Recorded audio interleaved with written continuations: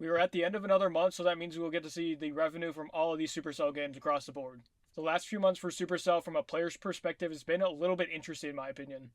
We've had the rise and fall of Clash Royale where they were at all-time peaks making 80 million a month, going all the way down to like I think 19 or 17 million a month, which in the grand scheme of things is still insane amount of money, but losing 75% of your revenue in 6 months is not something you want to see as a company. But with the Clash Royale fall, Brawl Stars had a little bit of a resurgence for about 6 months, and now we're kind of at a weird point where we don't know if Brawl Stars is going to continue tanking or if it's going to go back up again. It kind of just depends on what the developers put into the game. Because obviously in 2025, Clash Royale had a super big resurgence, like I had said, in my opinion, mostly due to Jinxie playing the game, but also they did add some good stuff until they added level 16. And that's when you kind of saw the game kind of take a nosedive, unfortunately. Because it was fun when everyone was playing the game and there was good events and good cards coming out, but although the level 16 in theory made sense, like when you look back at when other levels were released and like the time between the level release, but they probably should have done like a public gathering of information before they just release level 16, because as we see now, obviously the future is hindsight, but or whatever they say, but it completely tanked the game and was a big reason a lot of people left the game completely. But here we have the July 2026 revenue for Supercell across all the games. Shout out as always to Brawl Network X. He always posts the revenue on his Instagram and Twitter, so go follow him if you don't. He does mostly post about Brawl Stars, hence the name, but he will post about other Supercell games just sporadically. Alright, starting out still at the top is Brawl Stars at 31 million. This time he did include the revenue change from the last month, and they are down 2 million, which is never good to see. Because for 2026, Brawl Stars peak per month was in May, and it was 48 million, which is kind of insane. So since then, they are down 17 million, but the hype has died down a little bit, so it does make sense why they are falling a little bit. Because this time last year, Brawl Stars was making about $28 million a month, so they are up $3 million, but the game's kind of in an uncertain spot right now. It feels like it's like could go either way, in my opinion. Because I do think ranked needs a bit of a rework, because it seems like that's what a lot of people play the most nowadays. There's obviously people who still grind prestiges and trophies, and with the prestige rework, definitely brought a lot of people back to the game, which is cool to see. But nowadays it seems like ranked is kind of the main focus for a lot of people, and I feel like that could use a little bit of a rework. Now me personally, I don't know specifically what would fix ranked just overall, because I'm not like a super ranked grinder. I try to play ranked, but I'm not very good at it just in general. So if you have any ideas on how you think that they should fix ranked, leave them down in the comments below. I'd be interested to read some of you guys' comments about ranked. One thing I think they could add to ranked that would be very interesting, especially for solo queuers, is determining how much elo you get based on your performance in the game. For example, if someone goes 7-2, gets 100,000 damage in a gem grab game, and you guys win, and then somebody on your team who has like an assassin goes like 1-6 and does like 12,000 damage, they should not get the same amount of elo as you do if you're a star player, in my opinion. Same goes for the losing team. If somebody on the losing team goes 15-2, gets like, I don't know, 120,000 damage in like a bounty game, I don't even know if that's possible, just say gem grab or something, and then one of your teammates goes 0-8 and gets like 25,000 damage, they should not be losing the same amount of elo as the person who had the 15-2 game. So like I said, I don't know if that's necessarily in the game right now, but I think that could be something that would be like good to put in the game, especially for people who solo queue. Because there's nothing more frustrating than when you have a good game. For me, it's like every once in a fortnight, and then somebody on your team just completely sells, and your performance just gets wiped out, and you just lose the same amount of elo as them. It doesn't make any sense. So if that's not technically in the game already, I think that could be something that could help ranked a little bit.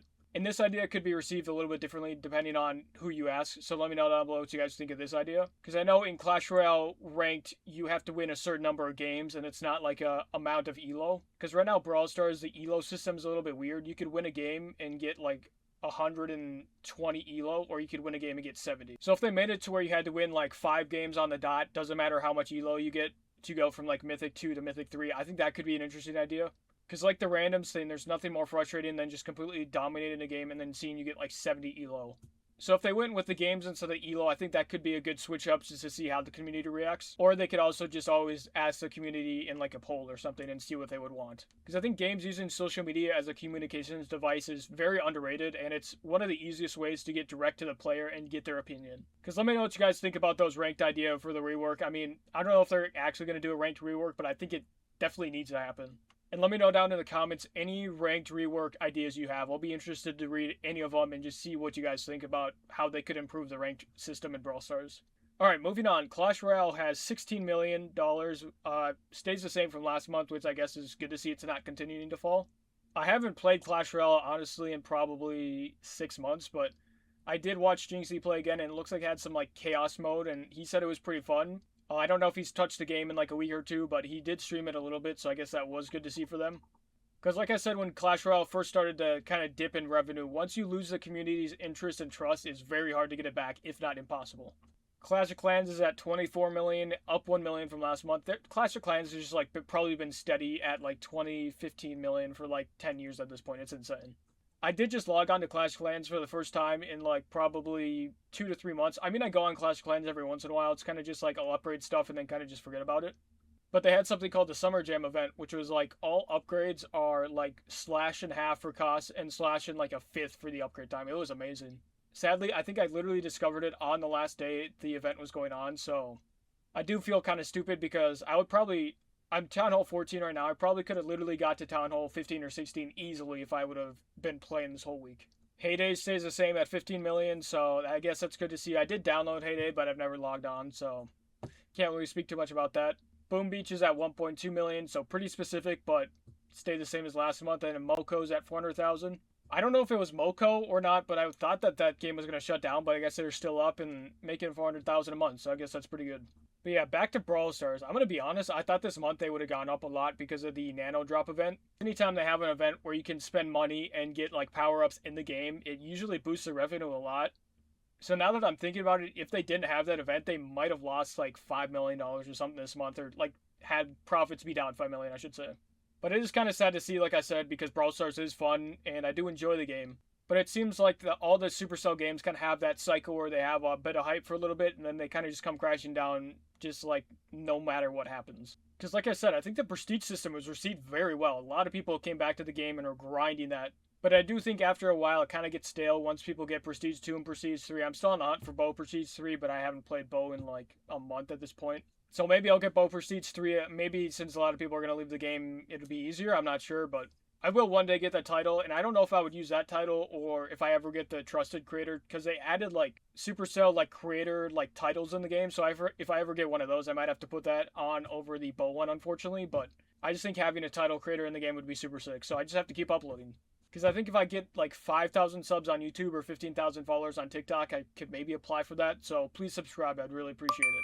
But yeah, overall as a company, Supercell is at 87.6 million, which for mobile games is just insane, but they are down $1 million from the month before. So it's probably nothing to sweat over for their company because that's like, what, 1.5% profit drop. So for them, it probably is what it is, but they just kind of have to watch if their profits continue to drop month after month. Because the way it's kind of set up, it seems like whenever a game for them kind of drops in profit, another one just pops up. So they kind of have a good ecosystem going on, in my opinion, where people are comfortable playing Supercell games. Then once one kind of starts to get stale, they just rotate to another one. So I don't know if they're too concerned about the profit dropping because they know that majority of the time the money is just going to keep funneling into a different Supercell game.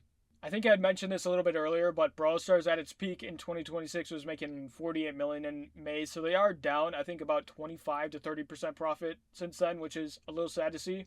Because I'm looking at it now, in May, Brawl Stars made 48 million, like I said, but overall as a company, Supercell made 102.12 million, so 15 million more than they made as a company this month, but like a majority of that is just from Brawl Stars. So it is kind of interesting to see how most of their games have just stayed steady since then, and Brawl Stars has really been the only one fluctuating.